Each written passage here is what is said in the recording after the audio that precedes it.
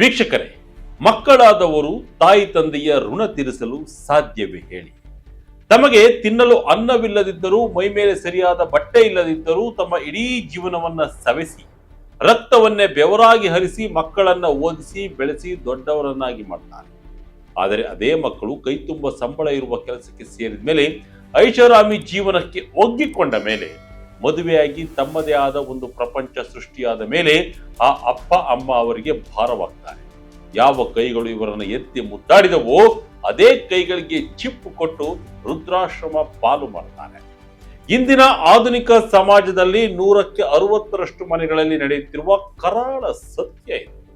ಇಂತಹ ಅದೆಷ್ಟೋ ವಯಸ್ಸಾದ ಜೀವಗಳು ನ್ಯಾಯಕ್ಕಾಗಿ ಕೋರ್ಟ್ ಮೆಟ್ಟಿಲೇರಲಾಗದೆ, ಅನ್ನಕ್ಕೂ ಗತಿ ಇಲ್ಲದೆ ಅನಾಥರಂತೆ ಬೀದಿಯಲ್ಲಿ ಪ್ರಾಣ ಬಿಡ್ತಾ ಇದ್ದಾರೆ.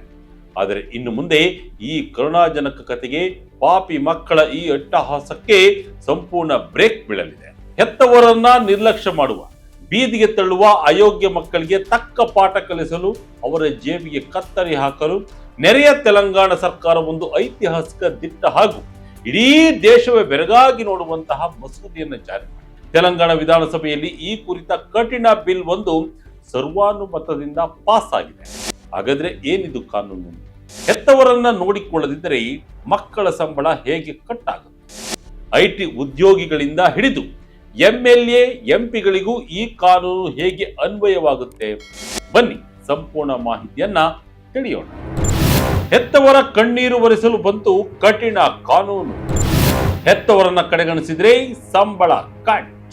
ಹೆತ್ತವರ ರಕ್ಷಣೆಗಾಗಿ ಕೇಂದ್ರ ಸರ್ಕಾರದ ಪೋಷಕರು ಮತ್ತು ಹಿರಿಯ ನಾಗರಿಕರ ನಿರ್ವಹಣೆ ಮತ್ತು ಕಲ್ಯಾಣ ಕಾಯ್ದೆ 2007 ಈಗಾಗಲೇ ಚಾಲ್ತಿಯಲ್ಲಿದೆ. ಆದರೆ ಆ ಕಾನೂನಿನಲ್ಲಿ ಸಾಕಷ್ಟು ಲೂಪ್ ಹೋಲ್ಗಳಿದ್ದವು. ಮಕ್ಕಳು ಸುಲಭವಾಗಿ ಅದರಿಂದ ನುಣುಚಿಕೊಳ್ತಾರೆ. ಇದನ್ನ ಅರಿತ ತೆಲಂಗಾಣದ ಮುಖ್ಯಮಂತ್ರಿ ರೇವಂತ್ ರೆಡ್ಡಿ ಅವರು ಇದಕ್ಕಿಂತ 10 ಪಟ್ಟು ಹೆಚ್ಚು ಕಠಿಣವಾದ ಹಾಗೂ ನೇರವಾಗಿ ಮಕ್ಕಳ ಜೇಬಿಗೆ ಕೈ ಹಾಕುವ ಹೊಸ ಮಸೂದೆಯನ್ನು ತಂದಿದ್ದಾರೆ. ಈ ಮಸೂದೆ ಹೆಸರೇ ತೆಲಂಗಾಣ ನೌಕರರ ಹೊಣೆಗಾರಿಕೆ ಮತ್ತು ಪೋಷಕರ ಬೆಂಬಲ ಮೇಲ್ವಿಚಾರಣಾ ಮಸೂದೆ 2026. ಈ ಬಿಲ್ನ ಅಸಲಿ ತಾಕತ್ತಿರುವುದೇ ಇದರ ಶಿಕ್ಷೆಯ ಪ್ರಮಾಣದಲ್ಲಿ. ಈ ಹೊಸ ಕಾನೂನಿನಲ್ಲಿ ಸರ್ಕಾರಿ ಅಥವಾ ಖಾಸಗಿ ವಲಯದಲ್ಲಿ ಕೆಲಸ ಮಾಡುತ್ತಿರುವ ಯಾವುದೇ ಉದ್ಯೋಗಿ ತನ್ನ ವಯಸ್ಸಾದ ತಂದೆ ತಾಯಿಯನ್ನ ಆರ್ಥಿಕವಾಗಿ ನೋಡಿಕೊಳ್ಳಲು ವಿಫಲವಾದರೆ ಅಥವಾ ಅವರನ್ನ ನಿರ್ಲಕ್ಷ್ಯ ಮಾಡಿದರೆ ಭಾರಿ ಬೆಲೆ ತೆರಬೇಕಾಗುತ್ತದೆ. ಈ ಉದ್ಯೋಗಿ ಎಷ್ಟೇ ದೊಡ್ಡ ಹುದ್ದೆಯಲ್ಲಿದ್ದರೂ ಆತನ ಒಟ್ಟು ತಿಂಗಳ ಸಂಬಳದಲ್ಲಿ 15% ಅಥವಾ 10,000 ರೂಪಾಯಿ ಹಣವನ್ನ ಆತನ ಸಂಬಳದಿಂದಲೇ ನೇರವಾಗಿ ಕಟ್ ಮಾಡಲಾಗುತ್ತದೆ. ಇಲ್ಲಿ ಗಮನಿಸಬೇಕಾದ ಅತಿ ಮುಖ್ಯವಾದ ಅಂಶವೆಂದರೆ, ಈ ಕಟ್ಟಾದ ಹಣವನ್ನ ಆ ಪಾಪಿ ಮಗನ ಕೈಗೆ ಕೊಡುವುದಿಲ್ಲ. ಬದಲಾಗಿ ಹಣವನ್ನ ಕತ್ತರಿಸುವ ಕಂಪನಿಯ HR ಅಥವಾ ಹಣಕಾಸು ವಿಭಾಗವೇ ಆ ದುಡ್ಡನ್ನು ನೇರವಾಗಿ ನೊಂದ ತಂದೆ ತಾಯಿಯ ಬ್ಯಾಂಕ್ ಅಕೌಂಟ್ಗೆ ಟ್ರಾನ್ಸ್ಫರ್ ಮಾಡುತ್ತದೆ. ಅಂದರೆ ಮಗನ ಹಂಗಿಲ್ಲದೆ, ಮಗನ ಅನುಮತಿ ಇಲ್ಲದೆ ಹೆತ್ತವರ ಅಕೌಂಟ್ಗೆ ಹಣ ಬಂದು ಬೀಳುತ್ತದೆ. ಶಾಸಕ, ಸಂಸದ, ಮಂತ್ರಿಗಳಿಗೂ ತಪ್ಪಿದ್ದಲ್ಲ ಶಿಕ್ಷೆ. ಮಲತಾಯಿ ಮಲತಂದೆಗೂ ಸಿಗಲಿದೆ ಆರ್ಥಿಕ ಭದ್ರತೆ. ಸಾಮಾನ್ಯವಾಗಿ ದೇಶದಲ್ಲಿ ಯಾವುದೇ ಕಾನೂನು ಬಂದರೂ ಅದು ಬಡವರಿಗೆ, ಮಧ್ಯಮ ವರ್ಗದವರಿಗೆ ಮಾತ್ರ ಸೀಮಿತ ಎಂಬ ಮಾತಿದೆ.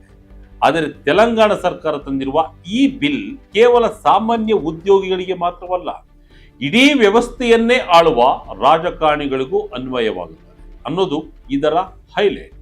ಹೌದು, ಹೆತ್ತವರನ್ನ ನಿರ್ಲಕ್ಷ್ಯ ಮಾಡಿದರೆ ಕೇವಲ IT ಉದ್ಯೋಗಿ, ಸರ್ಕಾರಿ ನೌಕರ ಮಾತ್ರವಲ್ಲ, ಶಾಸಕ, ಸಂಸದ, ಗ್ರಾಮ ಪಂಚಾಯಿತಿಯಿಂದ ಹಿಡಿದು ಮಹಾನಗರ ಪಾಲಿಕೆಯವರೆಗಿನ ಯಾವುದೇ ಚುನಾಯಿತ ಪ್ರತಿನಿಧಿಗಳಾಗಿದ್ದರೂ ಸರಿ, ಅವರ ವೇತನ ಭತ್ಯೆಯಲ್ಲೂ 15% ಕಡಿತವನ್ನ ನಿರ್ದಾಕ್ಷಿಣ್ಯವಾಗಿ ಮಾಡಲಾಗ್ತದೆ. ಇದರ ಜೊತೆಗೆ ಇನ್ನೊಂದು ಮಹತ್ವದ ಮಾನವೀಯ ಅಂಶವನ್ನ ಈ ಬಿಲ್ ಹೊಂದಿದೆ.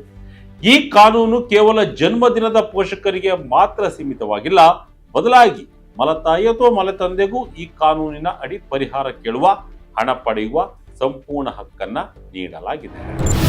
ನ್ಯಾಯಕ್ಕಾಗಿ ವೃದ್ಧರು ಎಲ್ಲಿ ಹೋಗಬೇಕು? ಕೇವಲ 60 ದಿನದಲ್ಲಿ ಸಿಗಲಿದೆ ಪಕ್ಕಾ ನ್ಯಾಯ.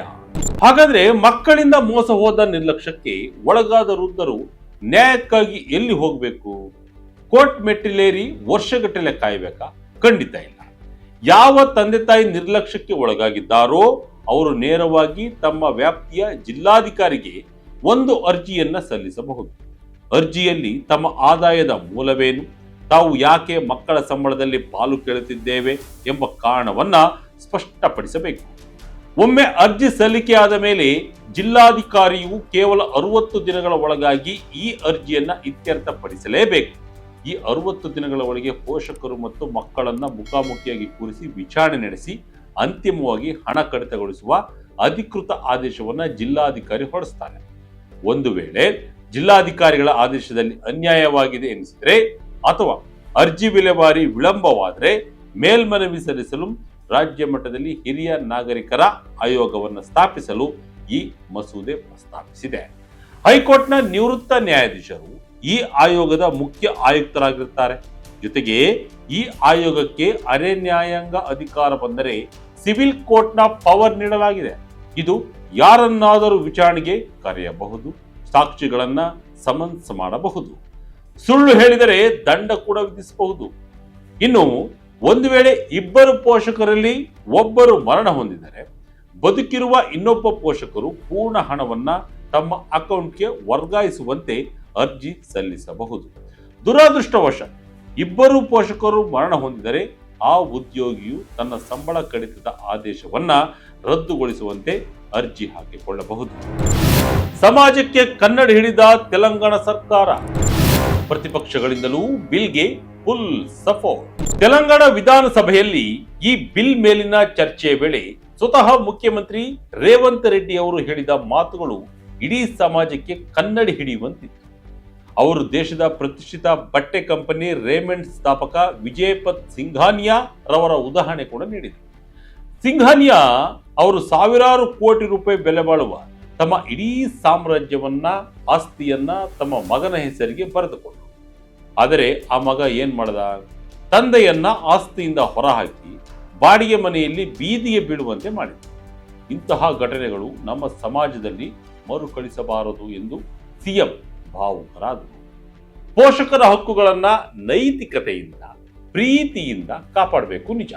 ಆದರೆ ಮಕ್ಕಳ ನೈತಿಕತೆ ಸತ್ತಾಗ ಆ ತಂದೆ ತಾಯಿಯ ಪರವಾಗಿ ಈ ಸರ್ಕಾರ, ಈ ಕಾನೂನು ಬಂಡೆಯಂತೆ ನಿಲ್ಲುತ್ತದೆ.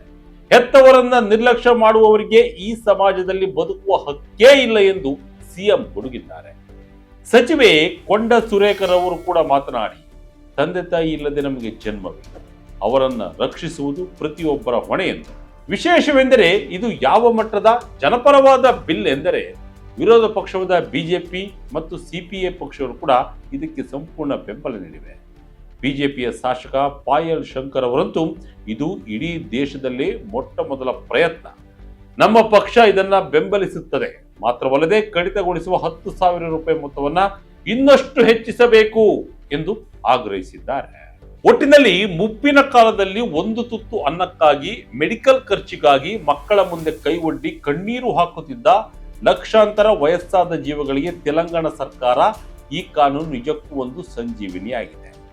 ಪಾಪಿ ಮಕ್ಕಳಿಗೆ ನೈತಿಕತೆಯ ಪಾಠ ಕಲಿಸಲು ಕಾನೂನಿನ ಚಾವಟಿಯೇ ಬೇಕು ಎಂಬುದನ್ನು ಈ ಬಿಲ್ಲು ಸಾಬೀತು ಮಾಡಿದೆ.